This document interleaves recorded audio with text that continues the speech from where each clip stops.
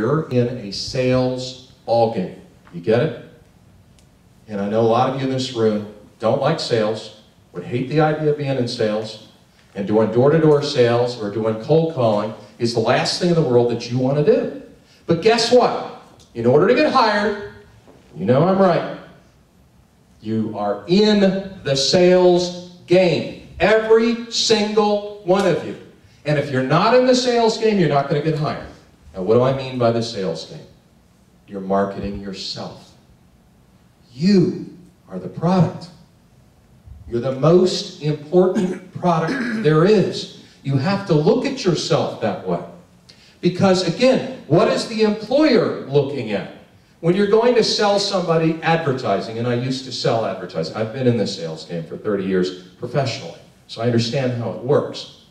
When you're selling somebody advertising, the potential buyer of the advertising is sitting there going, and they're saying one thing. What is this going to do for me? They don't care about Andy Thomas. They don't care I have kids to feed. They don't care I have a house in Somerville that I have to pay a mortgage on. They don't care if I need a new tire for my car. What is it going to do for me? So in sales, you've got to package yourself in such a way that helps them to understand what it is going to do for them, so that they absolutely have to hire you. Not Terry, not Susan, not Andrew, but you. So you have to get your finger on what is it that makes you different. How do you stand out? Make sense?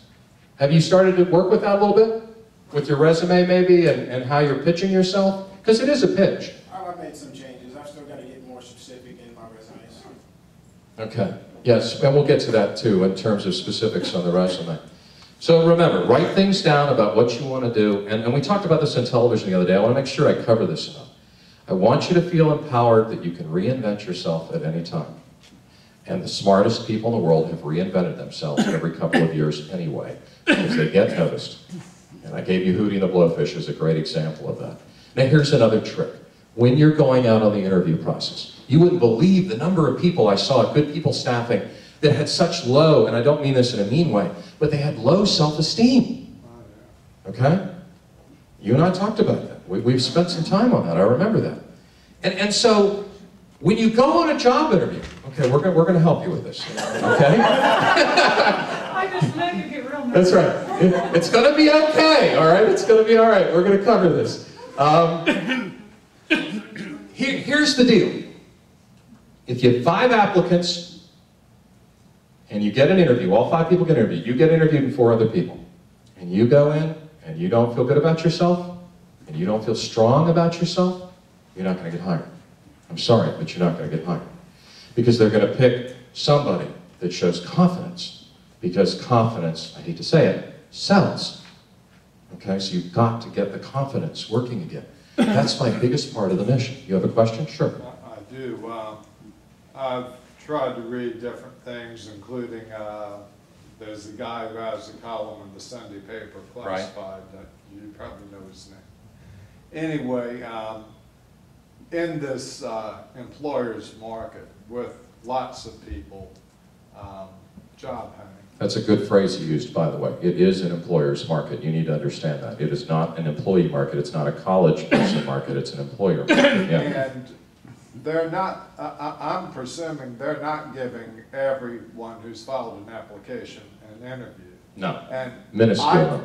I think it's appropriate, and you can help me perhaps with how, besides showing confidence, to ask, may I know why you called me in? I'm so happy for this opportunity. Don't do that until you have the interview. Okay. Don't do that on the phone. Oh, no, Yeah. I'm talking about sitting at the... Here's the time to do that. When you're shaking their hand and thanking them for the interview, say, by the way, I'm just curious, what attracted you to me? You know, why did you give me a call? Right at the beginning. The end. Oh, The end. Oh, You'll seem weak if you bring that up in the beginning. okay. You're not worried about whether or not you're going to get hired, because you're the best person to be hired, because you're the best person for that job. So why would you go ahead and say to the person, you understand where I'm heading with this? If you say, oh, by the way, why did you Well, call hopefully I me? wouldn't Yeah, do it that way. I'm exaggerating, but you understand what I'm saying here, okay? You don't want to do that. That's weak. You can't be weak. Okay, here's how you get strong. You want to know how to get strong? Here's how you get strong. I got it down to a formula. I promise this works, but you got to try it. You got to try it. Okay, here's how you do it. I want you to remember the very best day that you ever had on a job. I want you to remember how it felt, even if it was for a month or a year, when you went into work and people, what's your first name? Julie.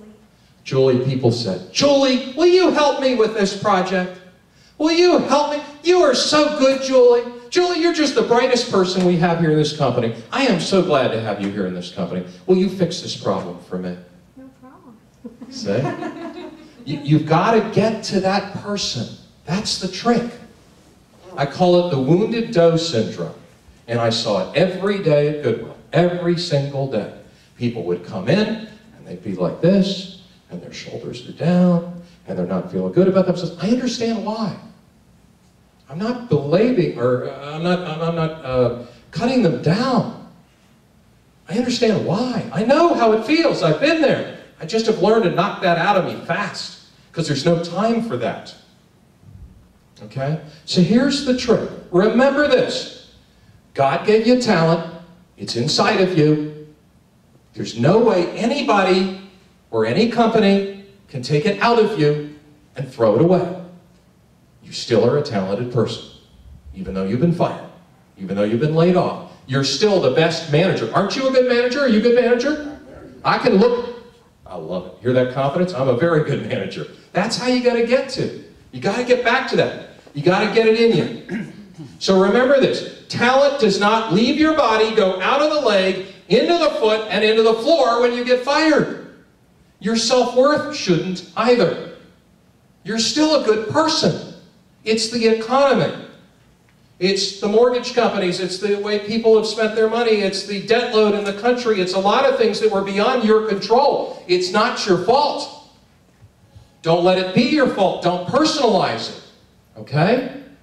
So remember a day when you were really good at what you did, which probably was only 2 weeks ago. Okay? I don't know how long it's been. But, and remember how you felt, even if it's a little cocky. Not too much, but just a little bit, you know?